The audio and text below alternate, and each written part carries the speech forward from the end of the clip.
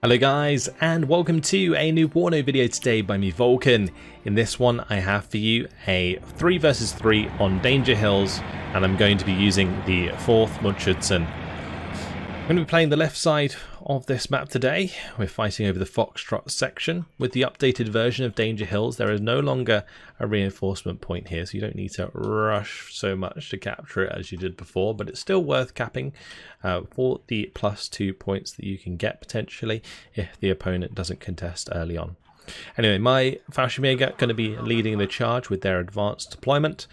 They have the Fallschirmjäger's Metis here, and I've got the standard Fallschirmjäger on the left hand side, which are going to help with any contesting of this forest area early on, which was always a big contest early on when the reinforcement sector was here, but now it's no longer there, so this isn't as contested as it used to be, but it's still useful to hold early on so that you have positions on the flanks for if you want to cross in the open here.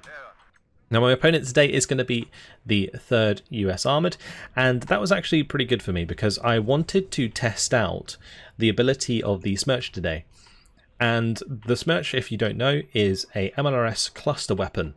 It's pretty strong at taking out light armoured vehicles, and I had it used against me, so I wanted to try it out myself. Its effectiveness against tanks was still in question before I played this out. A nice kill here by the Su-22 early on. Going to be taking out the AMX-10 there. Going to be helping out my teammate on the right hand side, Zurender, who's playing with the 79th Guards. He was being attacked by a couple of AMX-10s. So I decided to bring the Su-22 to stop that from doing too much damage to his backline. First missile hits the mark, second missile misses, unfortunately. But his BMP-2 finishes the job. Now I'm going to be up against 2 M1A1HAs early on, 2 Chaparrals, and he's got his M1A1 command tank there. So a huge investment in tanks and AA early on. It's going to make it difficult to catch out the M1A1s, but I'm going to be going for the Su-22 anyway. Get another electro-optical missile on target, and I will be able to pop one of these. So I'm coming in from the flank, so I get a side shot, and beautiful hit there. However, even better hits for the Chaparrals as they get straight through my ECM. These do have 30% ECM, and the Chaparrals are not that accurate, so they're like 50% plus, I think. So 30% ECM, get shot down 2 out of 2 on the Chaparrals. That's a bit unlucky for me. But at least I traded for 1 M1A1HA. I could have got screwed by the missile missing. So I traded a 220 point aircraft for a 310 point tank. The other thing is I did lose my BRM. That was unfortunate. Obviously got spotted by some infantry or recon or something and gets taken out. Meanwhile, on my flank here, Commandos, Einsatzgruppe, going to be engaging each other. These are actually really cool infantry. They have like M16s and M249s, and you're probably wondering, why do the East Germans have those weapons? Well, these units were designed to merge with like enemy NATO units and pretend to be like American in this case. So they are pretty much special forces, and it's really cool. Anyway, Chaparral's going to be taking out my Mi-2. Fallschirmjäger are currently getting beat down by the M1A1 and the M1A1HA, are routed, are going to get finished off there by the machine guns. But here it is, the Smerch. We brought it in, and it's going to be firing shortly with its 12 rockets, which have 6 penetration. This hits top armor, and then plenty of range. I was actually having minimum range problems during this game because this was still very much too close to the front line, which is quite amusing. Anyway, his M1A1HA going to be moving up. My Smerch coming in to try and dislodge him from cover, and it does kind of work. He moves his tanks forwards, but my Conkers does get spotted. My T-55 also going to be spotted and takes a shot straight to the face, taking it down to 2 health. Not able to get an HGM on target. This Conker's going to have to fall back. We're under a lot of pressure just by these 2 tanks. But I was hoping also that I was maybe doing some damage to his Chaparrals, because that was the primary target that I had there. Like, that's what I was feeling the Smerch would actually be good at killing. because if we look at the M1A1 in a bit, you'll see that the top arm is actually pretty good. So we're not really doing much damage per hit, and because the rockets are quite spread, it's very unlikely that you're going to do anything significant to a heavy tank with a Smerch. Now, Harry Spotter here, going to be using his Grens and Commandos to hit my VulcanHDGruppe on the flank here. Bit unfortunate for me. Harry Spotter is in fact Boltsauce, which I didn't realise until later in the game. But basically, Boltsauce, if you don't know, is another YouTuber who covers WARNO, so definitely make sure to go check him out. I'll leave a link to his channel in the description. Fallschirmjäger doing their best, but an M1A1 has moved into this tree line and takes out that Fallschirmjäger nice and easy. Unfortunately, the Fallschirmjäger's RPG not quite up to scratch in getting through the front armor effectively of the M1A1. Fallschirmeinsatz on the right though, doing a great job of staying alive against the Commandos Grenvolts. The reason that they stayed alive for so long was because of all their traits. So they have the shock trait, which inflicts more suppression, which made the Grens get down to low cohesion, and also the Commandos get down to low cohesion early on. And they've also got the Special Forces trait, which makes themselves take less combat or suppression in combat. So yeah, we actually had a great job there, kind of pinning down on reducing the cohesion of all of those units. Unfortunately, finally falling to the Commandos, and you can see my next Smerch, which I've now brought in, going to be smashing this left-hand side. So these are 300 points apiece, quite expensive, and they also are quite costly on supply. You're going to want to make sure these shots are hitting the mark, and in this case, I was hoping that it was hitting the M1A1. And one of my Fallschirmjäger did survive. He's going to be running across to get some more reinforcements from the T813. My T813 brought in to resupply the Conkers mainly. And I've also got a couple of T55s now arriving to bolster my line here. I'm going to have a real big trouble dealing with the heavy tanks. And the only real way that I can do it, especially as we get later into the game, is with numbers. And that is something that you guys have a lot to look forward to in this game. It was an epic amount of T55s that you're going to be seeing later on, so make sure to stick around. But yeah, MI2 going to be coming in with another Fallschirmeinsatzgruppe, the MI24P on the left-hand side covering that flank. Got a couple of Mot Schutzen moving up because my recon is pretty much non-existent here after the BRM went down. The BRM does have exceptional optics, so it's quite nice to have, but being sniped at range like that by the M1 wasn't ideal. MI8 brought in to provide me with supply for the Smerch. And now I've got an MI2 that's going to be going to the left-hand side just to make sure that I'm not being flanked here by any forces that might be able to like move around and hit my SPW 40 P2K. Now, one thing that I could be doing here with my command unit is having it next to the Kub and the Shilka. That would have actually been a really good idea, because then they would have been 3 veterancy as opposed to 2 veterancy, which would increase their accuracy and therefore make them better at hitting the enemy. The only thing I would say is if you do this, if you do move your command next to your AA, when you fire with like a Kub or any missile really, you're going to want to make sure you move it, because you might get hit by enemy artillery, and if your command's nearby, you might also want to move that as well. So the Fallschirmeinsatzgruppe I brought in here just to make sure I cover this road, and I've also got the Auftrader BRM1 covering my right flank here. Going to be bringing these pioneers back since I haven't bumped into any resistance further up on this right flank. We're going to come down here and try and clean out the infantry that Boltsauce had moving up here. F-15 coming in, gets hit by one of the Kub missiles. Going to be forced out immediately. We're going to see Zurenda bring up his MiG-31 very quickly, actually. Nice reaction from him. MiG-31, one of those fantastic units that the 79th Guards gets access to. I've got a bunch of BMPs now moving up. Look how cool that looks. The advance of the BMPs with the Mot Schutzen. So my Mot Schutzen going to be trying to take the left flank here. But just as that starts to happen, well, the M1A1's going to be pushing forwards. And this M1A1HA going to be taking 2 hits from the Conkers early on.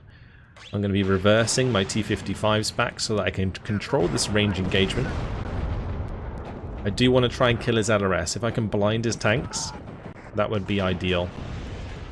So you can see I am now focusing the M1A1HA as I move up the T-55 on the left. We do manage to take it out. He smokes off.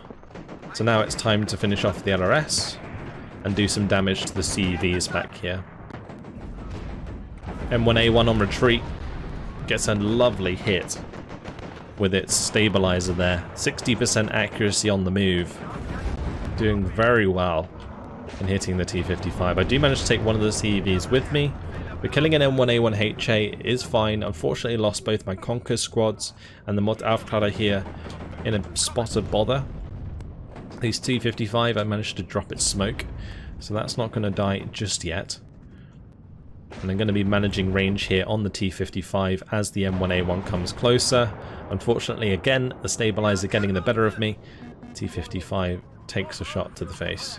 On the left-hand side, Mot Schutzen, find the engineers, so that's a nice engagement for me. And on the far left here, we have the military police with the M67s encroaching on my BMP-1s. And this is a interesting demonstration of where the IFV trait can be handy. So IFV infantry take less suppression in combat when near an infantry fighting vehicle, and you'll see that we've taken barely any suppression in this initial engagement. Yes, my first squad died, but even the squad that's getting hit by napalm isn't being pinned down very much, whilst both his military police units are really suffering there. I am going to be able to take out a CEV in the center. Both of his engineered dragons are getting low and taken out. But meanwhile on this flank, the Mot Schutzen holding well. My Mi-24P trying to get over here to help out and find line of sight. I managed to get the rockets on target. Could have probably saved that one Mot Schutzen that got really low. But the rocket's doing a good job there. Unfortunately, the Mi-24P has a 30mm that it really struggles to get on target at this close range. So I'm just going to move up my BMPs now to engage the military police here, because that military police was low on cohesion, probably used up most of its ammo against the infantry anyway. And then the engineers, of course, easy kill for the BMPs because they have no AT. So I am able to clear out this engagement pretty well, honestly, and relatively efficiently.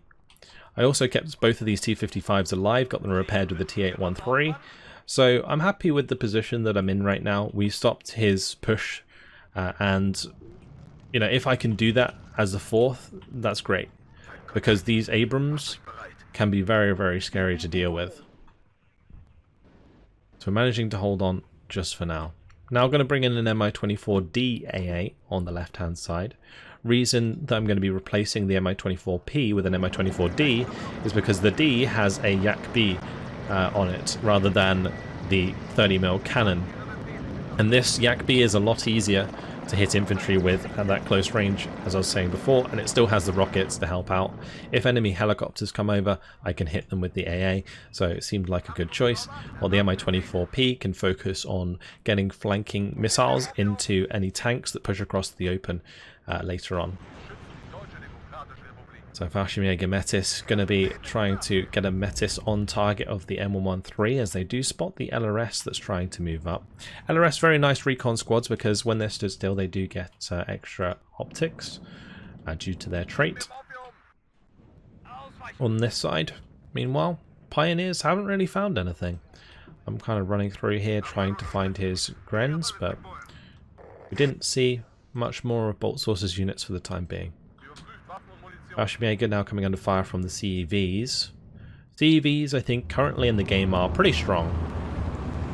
The HE on those is very, very good at dislodging infantry from buildings. But what is this back here? It's a bunch of T-55s. And here we go. Here's our reinforcements. So I realized, you know what, I'm sitting on a lot of points. I was floating an absolute ton.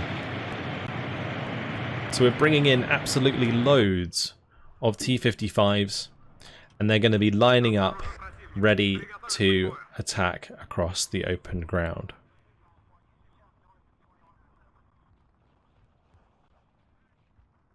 Mot moving up in the meantime to find me some recon onto the enemy targets here. And I did have the Mi-24P, so he's going to be trying to move forwards the chaparral. That is going to get briefly spotted. So I might be able to move forwards the T-55, get a cheeky shot, but then I also end up spotting the M1A1, so I've got to fall back, and he's going to be getting a shot right on target. Now we've seen where the chaparral was, we've seen where the M1A1 was, so it's time for the Smirches to fire again. They're both reloaded thanks to the Mi-8 munition helicopter, and I'm going to be hoping that that can maybe kill the chaparrals, maybe do some damage to the M1A1s, and then when the T-55s arrive we can make a strong push across to get the damage done. Now one big problem with MLRS at the moment I find is that they fire really slowly. Like as soon as my opponent here, Squattin, sees one missile come in, he can reinforce. So unless I get really lucky with like a shot further back and it lands like on top of his chaparral directly, I'm probably not going to be finding any kills, but it's still good pressure, especially when he's starting to push up on this right hand side. My Mi-24 does get rockets onto the LRS, and that is really good for me. Gonna want to make sure I kill that squad off to blind him a little bit from some of these units further back. Also, meanwhile, Mi-24P getting the Kokon towards the Bradleys. So in this case, hitting the CEV. But now the chaparral's coming forwards, and again, 2 out of 2 on those missiles. Really good job by the chaparrals. So T-55s now spreading out. See, I've selected them all. If you're wondering how I'm spreading them like this really fast, I'm just pressing tab.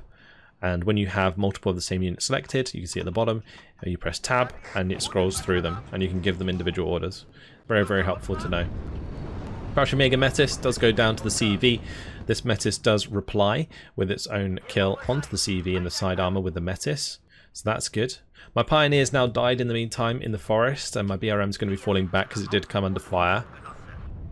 But now the T-55s can move forwards and try and clean up the CEV, but Squattin on point, going to be getting that back into cover ASAP. Now I'm looking to engage his Bradley just to get rid of that. Now Bradley's on defense really good, but when they're out in the open like this, they can be picked off. If you had them in like heavy cover on the edge of this tree line and I was to push forwards, the TOW 2s can absolutely rip through these sorts of tanks. So I will have to be very careful about that. Now matching my rocket artillery, he's going to be bringing in some of his own. These are the big M270 rockets coming down, smashing into my line, doing actually a decent amount of damage to my T-55s, chipping them, taking their cohesion low. So I'm just going to be backing off, making sure that I don't leave myself vulnerable to a push, and then I can get them fixed up and push them back forwards again. The 813 going to be moving over here to sort that out. Still got a few extra T-55s further back, and I'm just going to be bringing in more and more of these T-55s, building up a bigger and bigger push. You can see these T-55As now on the way. And the T-55A, definitely not as good as the AM2. The AM2 gets the 10 front armor, whereas the T-55A only has 7 front armor. And the cost, of course, is quite significantly more for the AM2 than it is for the T-55A. But that's also because the AM2 gets more accuracy on its gun and extra range, which is very handy. Particularly in this situation, like 2,100 meters is enough to fire from one tree line to the other. Whereas the 1,000, I think it's 925 meters, is not. That would be, yeah, maybe just about on the left side here, but not on the right side. So yeah, spreading these out just as I spread out the first. The other way you can spread out units is you can set up formations. So if you have multiple of the same units selected, you can hold down right click and drag, and it will allow you to spread them out in like a long line automatically, which is very cool. Just make sure that you don't have your mouse over a unit, like over a friendly unit, otherwise they'll all like congregate on that one unit rather than spreading out, and it will have the complete opposite effect. Now the M1A1 here very low, and I seek my chance, see my chance, sorry, to push out. So his M1A1 in a really bad spot. His M1A1 command tank gonna be left out in the open here.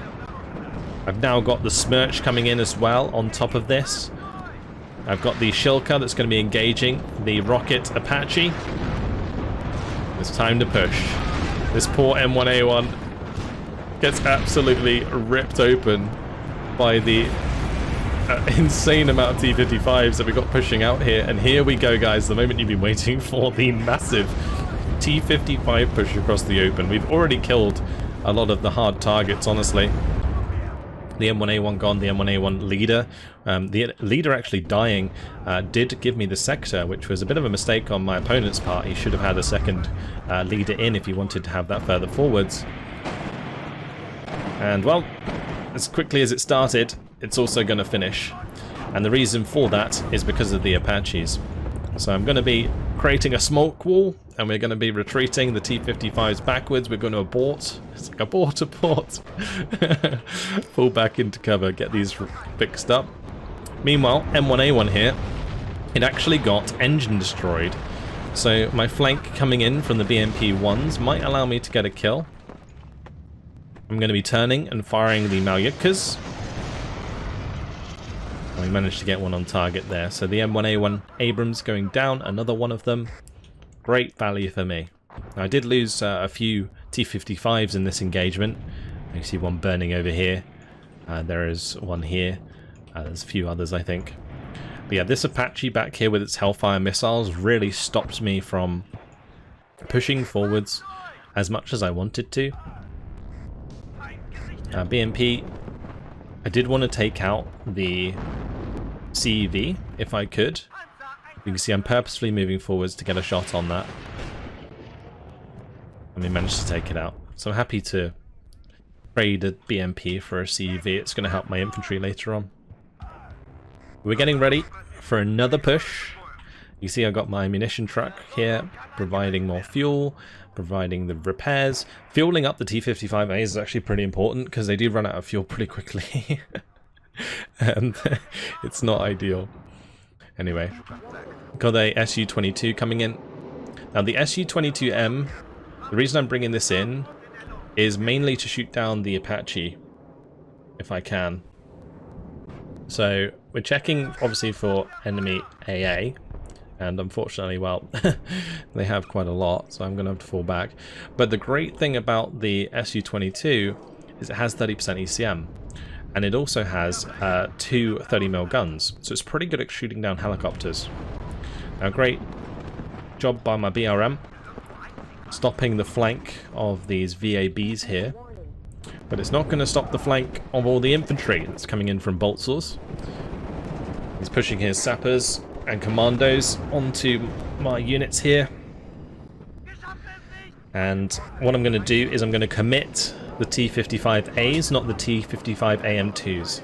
Because the T-55As only cost 55 points, and they can trade for the 60-point commandos and the 50-point grenadier voltages.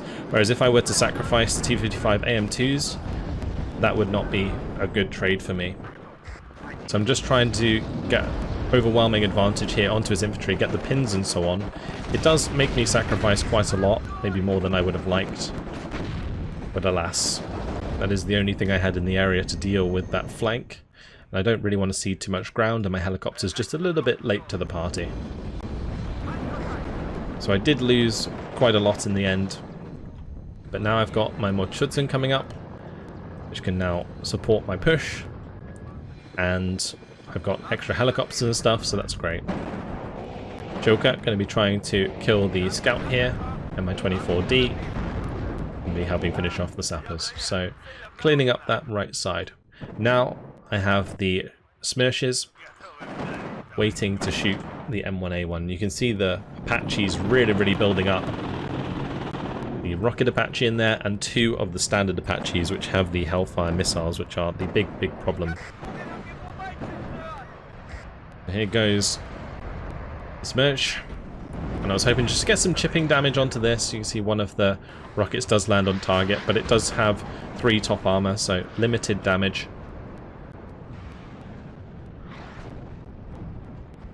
I'm also going to be moving in on this right hand side. You can see I've kind of counter pushed out and across the road towards this position. And with the Mot Schutzen in their SPWs in support, I will actually be able to push through the trees there quite effectively. My MI8 unfortunately getting caught out by an AMX-13 on this side, which is going to be slowly but surely killing the MI8. Bump into a Mistral squad. Get the rockets on target there, so that wasn't so bad. Now the MI8 just about surviving on pretty much 0 HP. And here's that unit, the AMX-13 DCA. That's what was shooting us. There's a Bradley on the side here that I'm going to have to get rid of. I'm just dealing at the moment with this right side. My BRM was trying very hard to get the shot on target there, but failed. And now the VCI 20mm going to be getting the job done. And a second AMX-13 DCA going to be finishing my MI8. I was a little bit slow there on falling it back, but that's because it got routed. And therefore, I couldn't give it an order whilst it was routing. So CV, now in my way. Managed to pick it off though. The Mot Schutzen do have an 18 pen RPG, so that's not too bad. T55 though, getting very low in that engagement with the Bradley, but does manage to kill it one shot, which is good. And now you can see me building up those Su-22s again, looking for the kills onto the Apaches at some point. I'm going to have to try and time it right. Smirches reloaded once again with the MI8s. What I was doing here was I was basically firing the Smirch. I would give them a shift order to move somewhere else, and in the meantime I'd go land the MI8s where they were going to go. And you can see there's a couple of empty ones that we've already used up. Now these supplies, you know, they're 60 points each, so I'm getting through maybe 2 MI8s for every 3 strikes, I would say, on both of those. Because like one MI8 can do like 1.5 reloads on both, I think. Something like that. Either way, it's not the most efficient use of munitions in the world. I do have the Aufklärer BRMs coming up, the BRM1s. Going to be important for providing me with information as I move forwards with the T55s. I don't want to blindly push into this tree line. I want to make sure I can see what I'm targeting. So that's why I'm waiting on my recon here. Meanwhile, I am still making progress on the right hand side. The T55's doing well, but you can see them getting low on fuel here. This one obviously missed out on getting refueled at some point. I've also got a little bit of a squad over here, the Mot Schutzen with the BMPs, pushing through to cover my right side. Now we are, overall in the game, currently losing a +3. Unfortunately, Zurenda's being contested in the centre, and we're being contested on the right-hand side. Usually, you'd control the mid, and then they'd control their mid. And that's kind of how the maps works, but they're getting the +3 from contesting that at the moment, so good by the enemies. And that's Boltsauce doing a good job with his 5th French armoured. Anyway, here come the Su-22s. The Seed Su-22s. So these in fact have 40% ECM, so even better. You see I'm moving them to the side a little bit, getting a good lineup, and I'm going to be targeting these Apaches, the 2 that I can still see. I managed to shoot one down. The other one back here, still surviving, unfortunately. The chaparrals aren't radar, so my Seed not really having a good target. But this one comes round, looking for the missile on target. It misses. Kind of unfortunate. And yeah, get pretty unlucky there. However, on the way out, we're going to be flying right over the chaparrals. We actually end up killing a PBAD, so that was okay. And it gets out alive, somehow. Very, very lucky. So a little bit of a hit and miss, you know. I killed an Apache, which is good. We damaged one quite significantly. We managed to kill a PVADs on the way out, but I lost 2 of my Su-22 seed aircraft. So obviously, you know, not great. I'm not going to really need the seed aircraft for dealing with his anti-air so much. So in this case, using them for killing his aircraft is fine. Smirches now firing away again at the concentrations of AA. See if I can pick off any of those AA units now that we've seen them fire. I should have probably done this a lot sooner when the Su-22s came out. Like, as soon as the Su-22s flew over and saw the AA firing, I should have immediately fired the Smirches, because it would have made me a lot more likely to be able to kill them, and if not kill them, at least make them move while my aircraft are overhead, and therefore make it more likely for my aircraft to survive.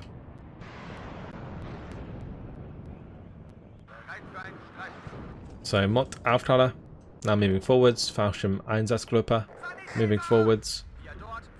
The RMs are on the edge of the tree lines, so it's time to go forwards. We're prepped and ready. Time for another big push with the T-55 AM2s. So all the T-55As are on the right hand side at closer range, so we're going to be bringing them across into the tree line at the same time. And here goes. So we're going to be breaching the edge of cover, engaging the LRS. Look at them all fire. And then push across the open as soon as that's dead. You don't see this in any other game. As this is going on, my Su-22s come over the top. I'm going to be trying to shoot down those Apaches. I managed to shoot down the one that mattered, the one that had the Hellfire missiles. The Apache rocket one doesn't matter as much unless it gets closer with its 30mm. But we're just going to keep admiring the push here of the T-55 AM2s. Very cool indeed.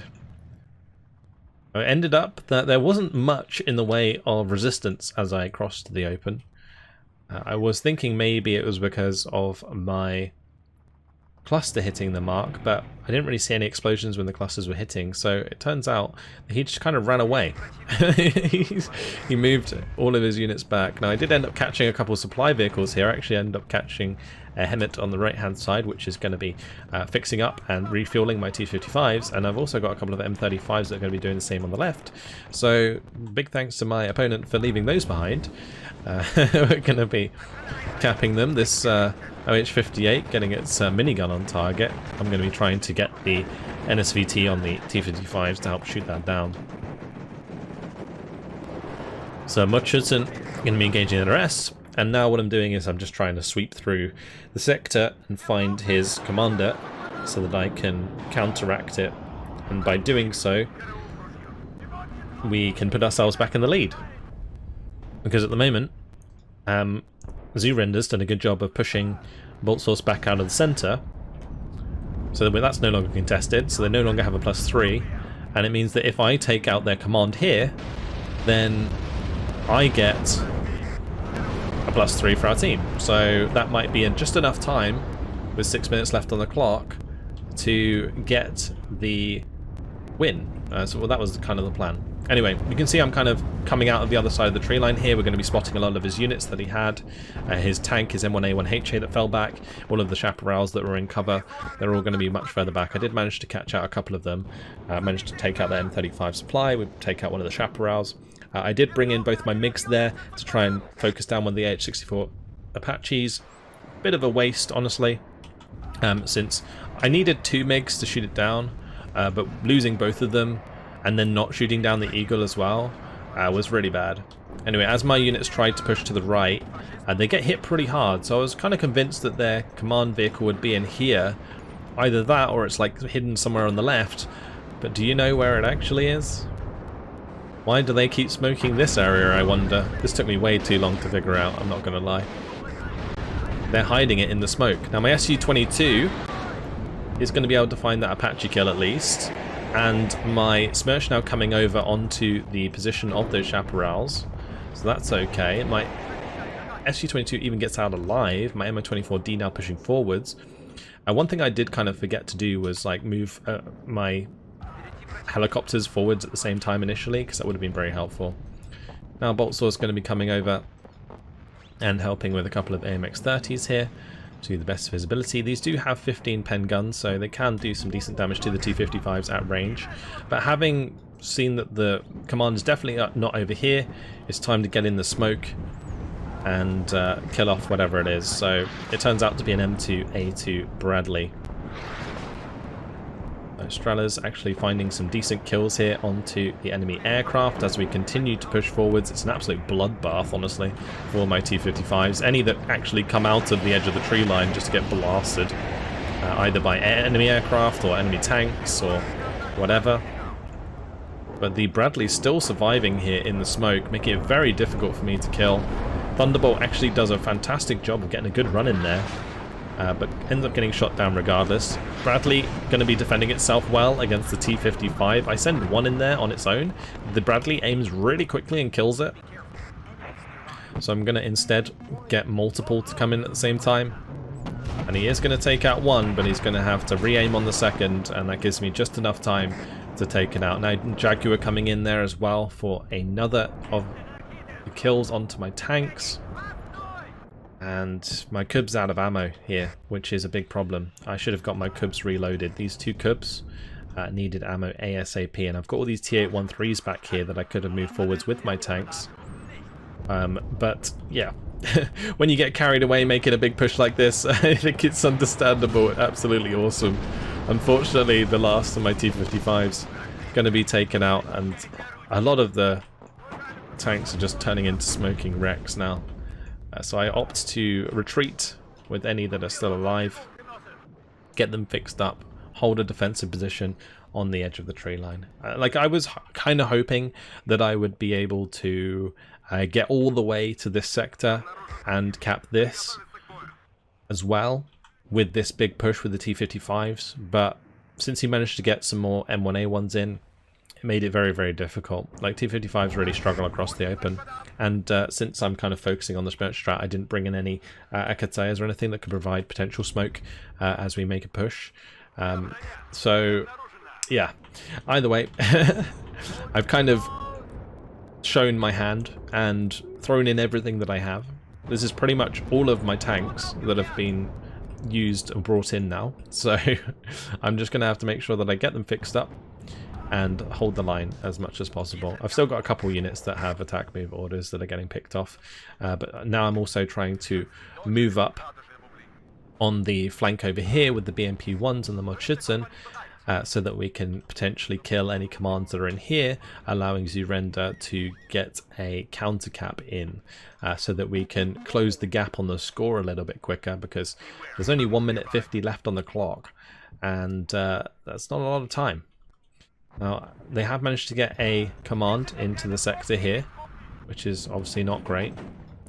T-55A, going to be chilling with all the T-55s. So I'm bringing them all together here to make sure that they have the leadership. I've actually got 2 T-55A leaders in here. I've also got the SPW back. So it doesn't matter if I lose these ones on the front, they just joined the push moving forward so that I had the extra veterancy on the T-55s to increase their accuracy. But yeah, with them bringing a command in here, shifting all of my resources to go and try and kill that. MiG-31 forces back one of the F-111Es before it napalms. We've also got a Mirage 5 cluster coming in. Not gonna really hit too much, maybe kill the T-55. Let's take out that one at least. But nice job by Zurenda. Gets the T-80 BVK into the opposing sector here in the center, which is going to give us a +6 since they lose that sector and we capture it. I'm also going to be getting on top of the VAB here, which we actually find and kill.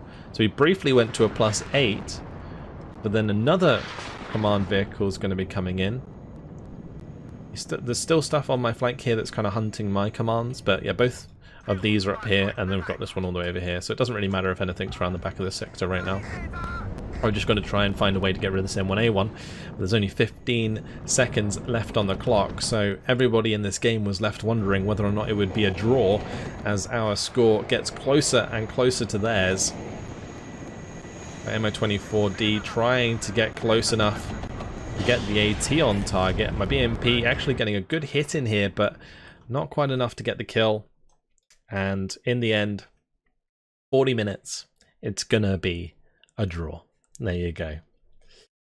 6,891 kills to 7,095 losses in the end. What a battle that was. And you can see there, Harry Spotter is Boltsauce. Again, make sure to go check his channel, linked in the description. But in terms of kills and losses, I think my SU-22s actually did relatively well for me, trading for the M1A1, killing the Apaches. Like, those were very, very important kills. The massive T-55 push was very, very fun, and I figured that the Smirches were still useless because I was missing every single time. It's kind of my bad, honestly. I went back and I watched the replay, and it turned out that the Smirches were not necessarily ineffective, they just were missing. Every time that he was firing his AA, he would move them afterwards. Every time he'd reveal his tanks, he'd move them afterwards. So my opponent was doing a good job of avoiding those rockets throughout the game, and it definitely made my job a lot harder. But either way, we did manage to eventually break through our side with a glorious Soviet-style tank push with the East Germans.